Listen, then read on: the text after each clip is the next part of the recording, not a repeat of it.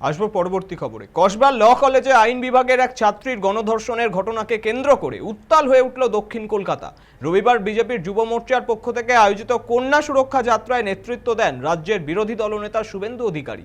গোলপার্ক থেকে শুরু হয়ে এই মিছিল গড়িয়া মোড় পর্যন্ত যায়। মশাল হাতে প্রতিবাদে সামিল হন বহু দলীয় কর্মী সমর্থক। গড়িয়াহাট মোড়ে পৌঁছে শুভেন্দু অধিকারী একটি ম্যাটাডোরের উপরে উঠে বক্তৃতা দেন। এক হাতে মশাল, অন্য হাতে প্ল্যাকার্ড, তাতে লেখা ছি মমতা। বক্তব্যে তিনি বলেন, এই রাজ্যে কন্যারা নিরাপদ নয়। ল কলেজের ঘটনা তার প্রমাণ। এর বিচার না হওয়া পর্যন্ত রাস্তায় থাকার হুঁশিয়ারি দেন বিরোধী দলনেতা।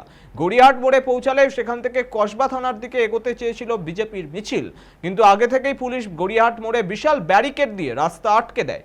বালিগঞ্জের দিক থেকে কসবা ল কলেজের দিকে যাতে যাওয়া না যায় তা নিশ্চিত করে কলকাতা পুলিশ। ফলে গড়িয়াহাটেই থমকে যায় মিছিল।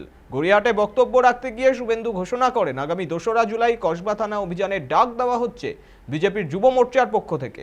যদি পুলিশ অনুমতি না দেয় তাহলে হাইকোর্টে যাওয়া হবে। কন্যা সুরক্ষা যাত্রা আদালতের অনুমতি নিয়েই হবে। এই বক্তব্যে তিনি নাম না করে হুঁশিয়ারি দেন কলকাতা পুলিশের উচ্চপদস্থ আধিকারিকদেরও।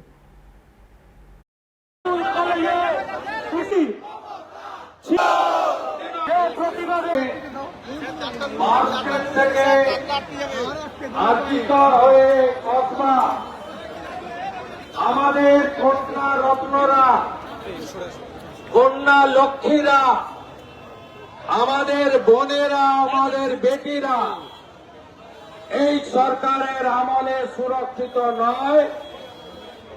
এবং তৃণমূল কংগ্রেস এই পার্টি আগে সবাই বলতো চোরেদের পার্টি, সবাই বলতো তোষণবাজ পার্টি।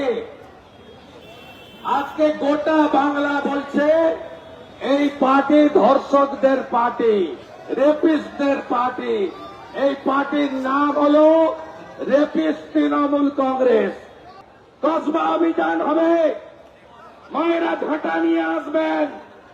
মমতা ব্যানার্জির কত ক্ষমতা আমরা দেখতে চাই।